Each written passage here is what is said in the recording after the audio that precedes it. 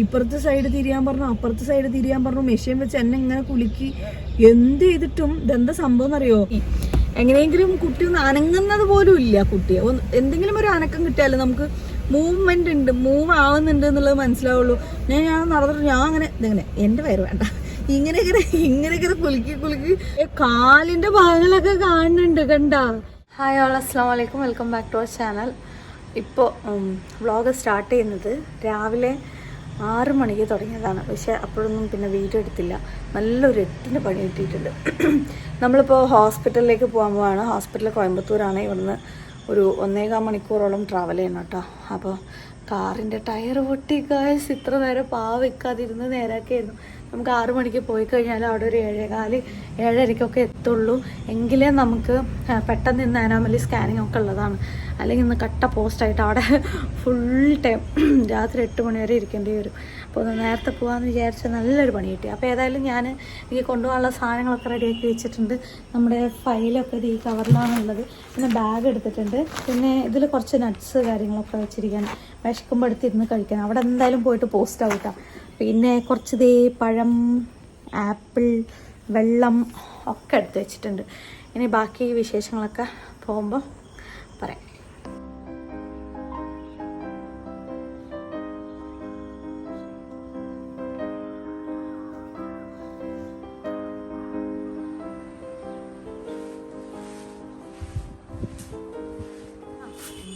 കാശ് എടുത്തോളി. സ്കാനിങ്ങിന് 2500 എന്നിട്ട് തൊട്ട് പോകുമ്പോൾ ഞാൻ ചോദിച്ചു. അപ്പോൾ ക്യാമറ ഓൺ ആക്കിയിട്ടുണ്ടായിരുന്നില്ല. അപ്പോൾ ഇക്ക നല്ലൊരു ഡയലോഗ് അടിച്ചതായിരുന്നു. ഷോ, മിസ്സായിപ്പോയി. പറയിക്കാ പ്ലീസ്, ഒന്നും കൂടെ പറയും. ഇല്ല, ഒന്നും കൂടെ പറയും പ്ലീസ്. അത് നല്ല സാമർത്ഥ്യം. ഞാനും എൻ്റെ മൊബൈലും ഉള്ളപ്പോൾ കാശ് വേണ്ട. എന്തായാലും നല്ലൊരു പൊട്ടും കാശ്.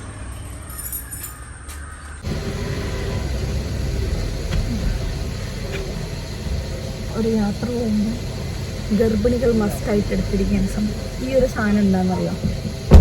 പറഞ്ഞുതരാം കേട്ടോ. അതിപ്പോൾ പറഞ്ഞുതരാം. ഇപ്പോൾ പെട്രോൾ അടിക്കുകയാണ്, അത് കഴിഞ്ഞിട്ട് പറഞ്ഞുതരാം. അപ്പോൾ ഇതേ ഈ സീറ്റ് എന്ന് പറയുമ്പോൾ ഒരുപാട് പേര് ഇപ്പോഴും നമ്മളോട് ചോദിക്കുന്നുണ്ട്.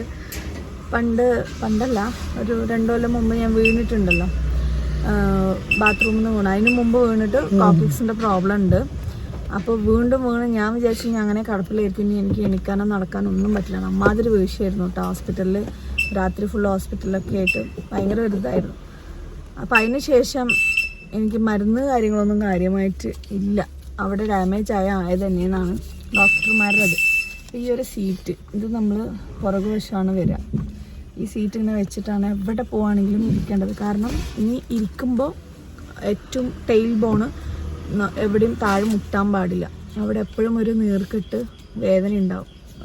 പ്രഗ്നൻ്റ് ആയി കഴിഞ്ഞാൽ നല്ലോണം കൂടും. എല്ലാ വേദനകളും പൊതുവെ അങ്ങനെയാണ്. അപ്പോൾ ഈ സീറ്റ് വെച്ചിട്ട് മാത്രമേ ഇരിക്കാൻ പാടുള്ളൂ. അത് വെച്ചേരി അത് കാറിൽ എന്നല്ല, ഇപ്പോൾ കുറേ ആയിട്ട് ഞാൻ കാറിൽ മാത്രം വെച്ചിരിക്കുക. വീടിൻ്റെ ഉള്ളിൽ ഇരിക്കുമ്പോഴും എവിടെ ഇരിക്കുകയാണെങ്കിലും ഈ സീറ്റിൽ ഇരിക്കുകയാണെങ്കിലും ഇതൊരു 1500 രൂപയാണ് ഉണ്ടായിരുന്നത്. 1500 രൂപയാണ് ഇതിൻ്റെ വില. പോക്കറ്റ്സ് അങ്ങനെന്തോ സീറ്റ് എന്നാണ് പറയുക. അപ്പോൾ ആർക്കെങ്കിലും വേണമെങ്കിൽ യൂസ് ചെയ്തോളൂ. പിന്നെ ഇപ്പോൾ മസ്റ്റായിട്ട് എനിക്ക് വേണ്ടൊരു സംഭവം ഇതുപോലെ ഒരു ചെറിയൊരു കുഷ്യൻ. ഇതൊരു ഇത്രേ ഉള്ളൊരു കുഷ്യനാണ് കേട്ടോ. അതുകൊണ്ട് എൻ്റെ കയ്യിൻ്റെ ഇത് ഇത്രേ വരുന്നുള്ളൂ. ഇത് എന്താണെന്ന് വെച്ചാൽ ചില ഗർഭിണികൾക്ക് ലാസ്റ്റ് നമുക്കൊരു മെസ്സേജ് ഉണ്ടായിരുന്നു, കമൻ്റ് ഉണ്ടായിരുന്നു.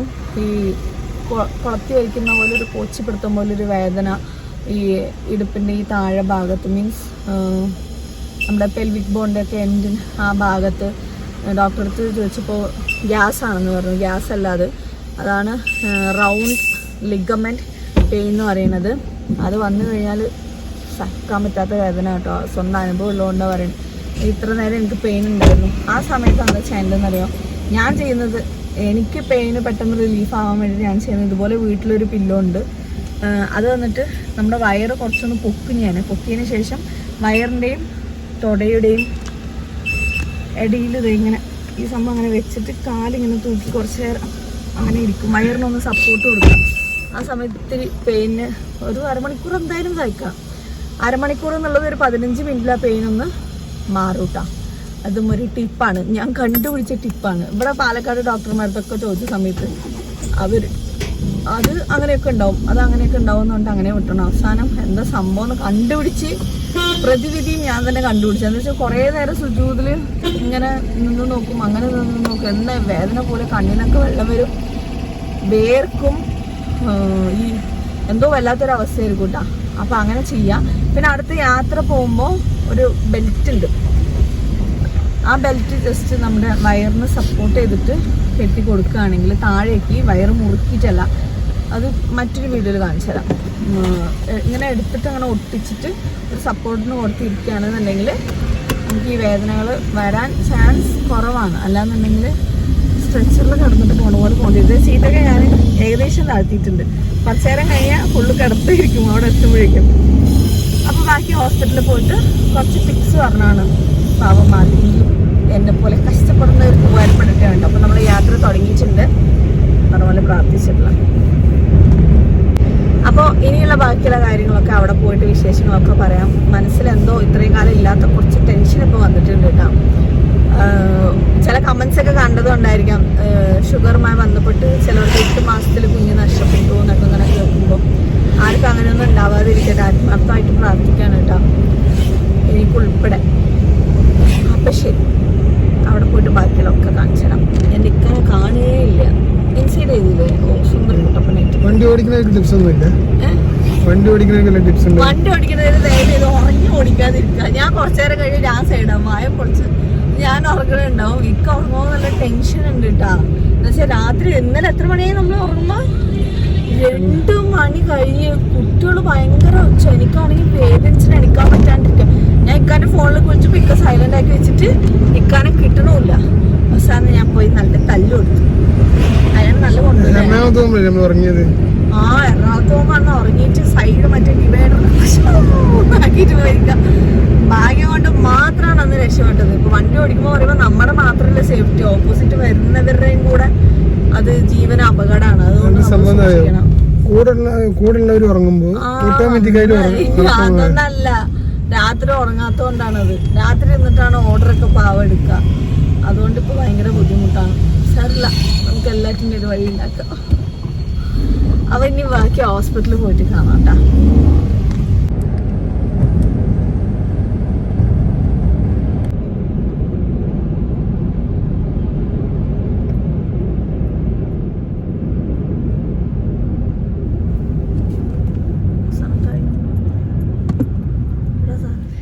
അപ്പോൾ നമ്മൾ ഏതുവരെയായിരുന്നു കഥ പറഞ്ഞത്?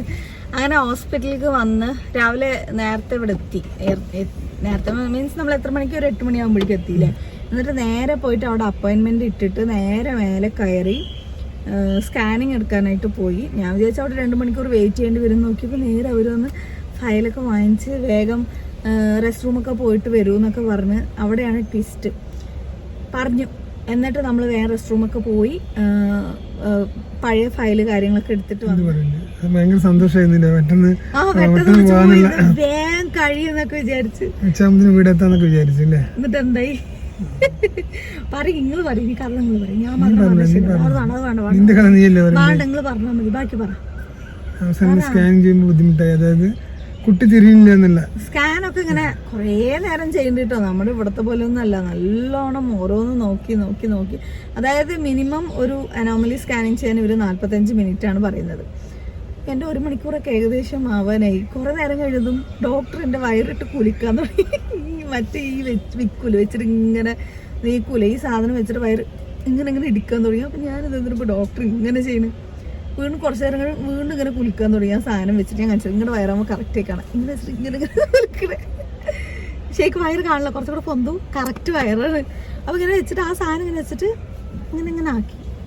അപ്പം ഞാൻ തന്നെ ഇങ്ങനെ ഇങ്ങനെ കുലുങ്ങുന്നുണ്ട്. അത് കഴിഞ്ഞതും വീണ്ടും ഡോക്ടർ ഇങ്ങനെ ആക്കി. ഞാൻ വിചാരിച്ചു പഠിച്ചാൽ എന്തെങ്കിലും പ്രശ്നമുണ്ടോ എന്നാ ഡോക്ടർ ഈ സ്കാനിങ് മെഷീനും വെച്ചിട്ട് ഈ കാണിക്കണമെന്ന് വിചാരിച്ച്. പിന്നെ കുറേ നേരം കഴിഞ്ഞിട്ടും ശരിയാവാണ്ടായപ്പോൾ ഡോക്ടർ എന്ത് ചെയ്ത് എൻ്റെ ചെരിഞ്ഞ അടക്കം. ആദ്യമായിട്ടാണ് ചെരിഞ്ഞ നടന്നിട്ട് ഒരു സ്കാൻ ചെയ്യുന്നത് കേട്ടോ. ചെരിഞ്ഞ നടന്നിട്ട് ഒരു സൈഡ് ചെരിഞ്ഞ നടന്നിട്ട് അവിടെ നിന്ന് ഇങ്ങനെ ഈ എൻ്റെ എല്ലിൻ്റെ എൻ്റെ ഭാഗത്തേക്ക് മെഷീൻ കൊണ്ടുപോയിട്ട് ഇങ്ങനെ വെക്കുന്നുണ്ട്. എനിക്ക് നല്ല പെയിനായി ആവുന്നുണ്ടായിരുന്നു. എന്നിട്ടും അവിടെ ഇട്ടിട്ടും 4 കുലുക്കൽ. ഡോക്ടർ ഉദ്ദേശിച്ച സംഭവം നടക്കുന്നില്ല. അവസാനം എന്നെ കമഴ്ത്തി കിടത്തുന്ന പോലെ, കമഴ്ന്നല്ല, ഏകദേശം നല്ലോണം ചരിച്ചിട്ട് ആ എല്ലിന്റെ ഈ നമ്മുടെ ഈ എല്ല് തുടങ്ങൂലേ വാരിയെല്ല്, ആ ഭാഗത്ത് നിന്ന് ഇങ്ങനെ ഉന്തി തള്ളി നോക്കണ പോലെയൊക്കെ നോക്കിയിട്ടും അവസാനം നടക്കാണ്ടായപ്പോൾ സിസ്റ്ററോട് പറയണ്ടായിരുന്നു ഇത് വീണ്ടും ചെയ്യേണ്ടി വരും തോന്നുന്നു എന്ന് പറഞ്ഞിട്ട് എൻ്റെ കയ്യിൽ പറഞ്ഞു നിങ്ങൾ പോയി ഫുഡ് കഴിച്ചിട്ട് വാ, എന്നിട്ട് നമുക്ക് ഒന്നും കൂടെ ചെയ്യാമെന്ന് പറഞ്ഞു. ഒന്നും കൂടെ മീൻസ് ഈ ലാസ്റ്റ് ഭാഗം മാത്രം ഒന്നും കൂടെ ചെയ്യാമെന്ന് പറഞ്ഞിട്ട് അപ്പോൾ ഞാനും പുറത്തേക്ക് വന്ന്. അപ്പോൾ ഭയങ്കര സന്തോഷമായിരുന്നു, നമുക്ക് വേഗം കഴിഞ്ഞില്ലേ, നമ്മൾ ഇന്ന് വേഗം നമുക്ക് നേരത്തെ പോവാല്ലേ, മക്കളെയൊക്കെ വിട്ടിട്ട് വന്നിരിക്കല്ലേ എന്നൊക്കെ വിചാരിച്ച് നമ്മൾ പോയി ഭക്ഷണം കഴിക്കാൻ പോകുമ്പോഴേക്കും ഞാൻ ആകെ ടയേർഡായി. ഭക്ഷണം കിട്ടാനും കുറച്ച് സമയമായി.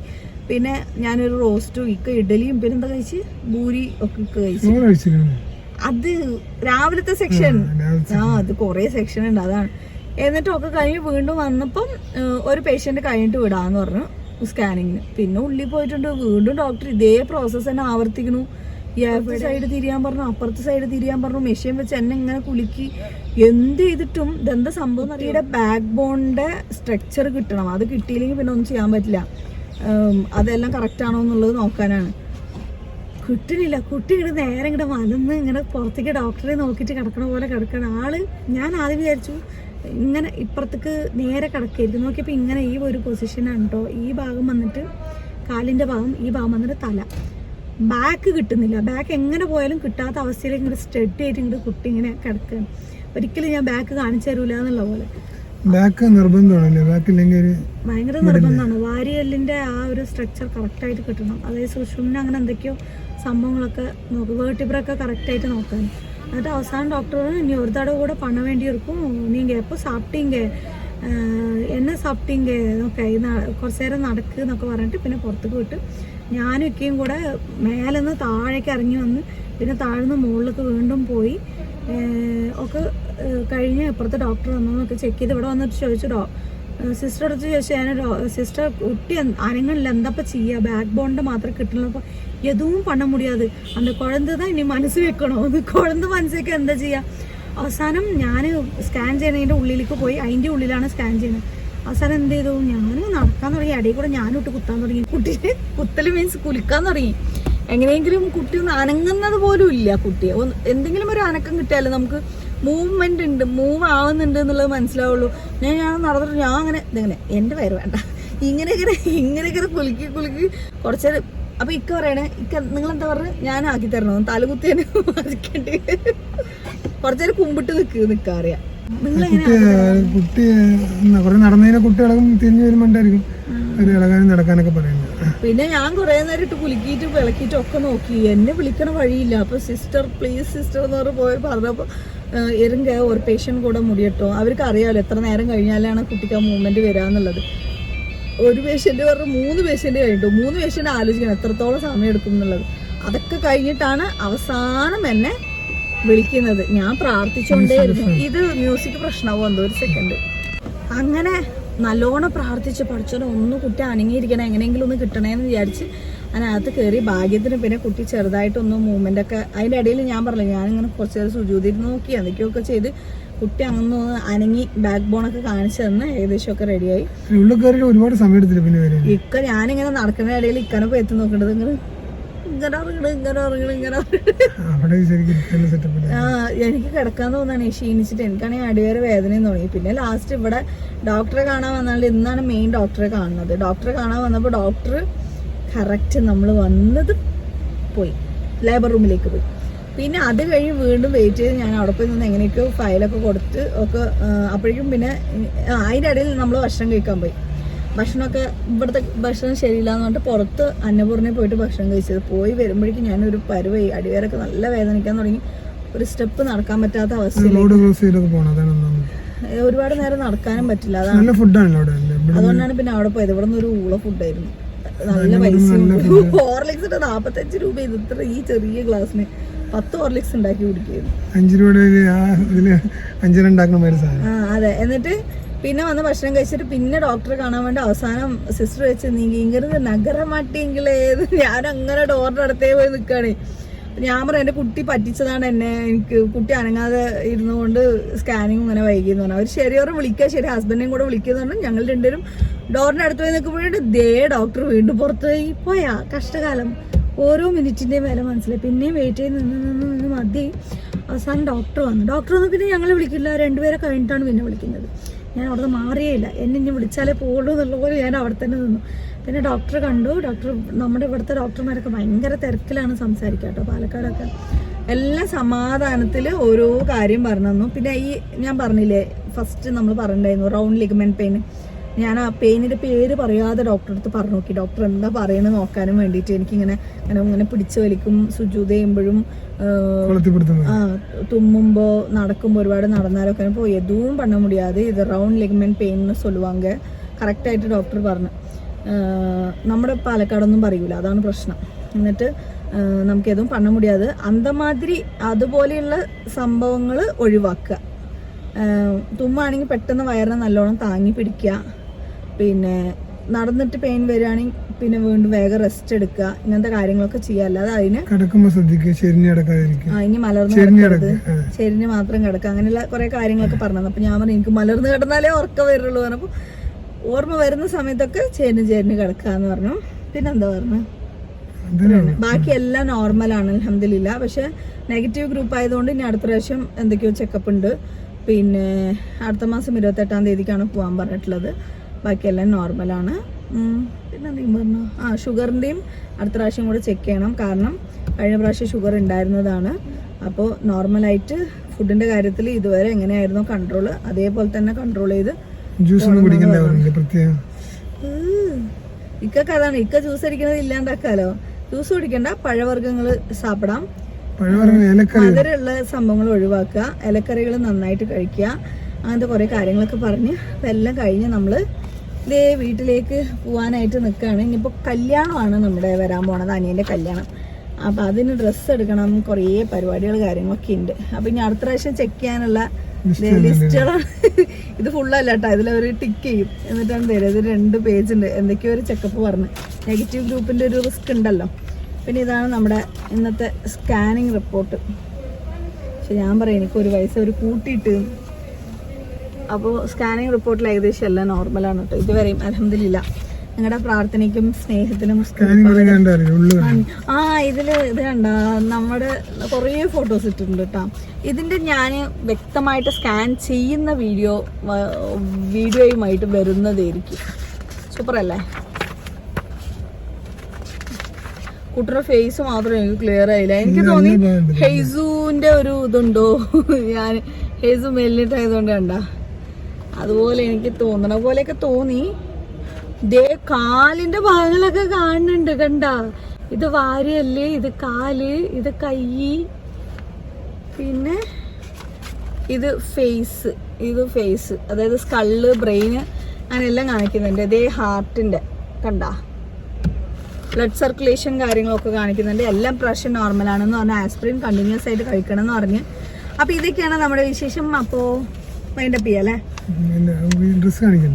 ഡ്രസ് ഈ വീഡിയോയിൽ കാണിക്കുമോ എന്നുള്ള അറിയില്ല. ഈ വീഡിയോ തന്നെ ഒരുപാട് ചെറുതായിട്ട് സംസാരിച്ചിട്ടിടാന്ന് വിചാരിച്ചാണ്. അപ്പൊ താങ്ക് യു സോ മച്ച്. നമ്മുടെ ചാനൽ ആദ്യമായിട്ട് കാണുന്ന ആരെങ്കിലും ഉണ്ടെങ്കിൽ ഒന്ന് സബ്സ്ക്രൈബ് ചെയ്ത് സപ്പോർട്ട് ചെയ്യുക. കൂടെ തന്നെ ബെല്ലൈക്കൺ എനേബിൾ ചെയ്യുക. പിന്നെ ഈ വീഡിയോ ഇഷ്ടമായാലും ഒന്ന് ലൈക്ക് ചെയ്യുക. മറ്റൊരു വീഡിയോയിൽ കാണുന്നവരെ ഇൻഷാല്ലാ ബൈ. ഇൻസ്റ്റഗ്രാമിൽ നമ്മുടെ അപ്ഡേറ്റ്സ് ഇപ്പോൾ ഞാൻ ഇടയ്ക്കിടയ്ക്ക് നമ്മുടെ പുതിയ വിവരങ്ങളൊക്കെ ഇടാൻ തുടങ്ങിയിട്ടുണ്ട്. അപ്പോൾ ഇൻസ്റ്റഗ്രാം ഫോളോ ചെയ്യാത്തവരുണ്ടെങ്കിൽ പ്ലീസ് ഫോളോ ചെയ്യണം കേട്ടോ. മെസ്സേജ് മാത്രം ചെയ്യരുത്. ഫോളോ എന്നുള്ള ഒരു നീല കളറിലൊരു ബട്ടൺ ഉണ്ടാവും, അതിനിങ്ങനെ പിടിച്ച് അമർത്തി കഴിഞ്ഞാൽ ഫോളോ ആവും. Thank you. Bye bye. അസ്സലാമു അലൈക്കും.